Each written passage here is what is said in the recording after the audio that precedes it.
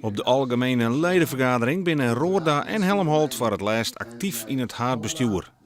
6 weken geleden hebben ze Pieter Bult vregen te bemiddelen in het conflict over het toekomstbeleid van de vierlepsport.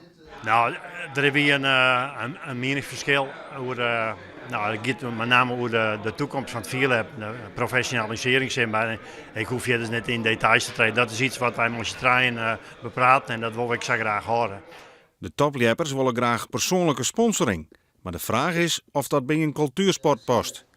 Helmholt wil net voor de camera reageren. Roorda wel. Hij vindt net dat hij te behoudend naar de ontwikkeling van het liepensjocht. Als er een nieuw item is, dan ga ik net overhaast of impulsief iets beslissen. Nee, dan wil ik oerlis hebben met al mijn geledingen. Dus met de afdelingen, met de leppers, met de TC'ers, om hun erbij te betrekken. Maar dat is mij dan wel eens verwijten dat het te lang doorgaat. Ja, als je dat conservatief nemen willen, dan doen ze dat maar. Wat de inhoud van het conflict is, wordt net duidelijk. Wel krijgen Roorda en Helmholt een zilveren polske voor haar grote verdiensten voor de sport. Het Fries Kleppersboen zit nou likwijls met 2 vacatures. We zijn nu 2-3 weken hopen we eruit te wezen. En dan gaan we over naar een interim situatie en hopen we in het najaar via een speciale ledenvergadering hopen de mensen officieel te benemen.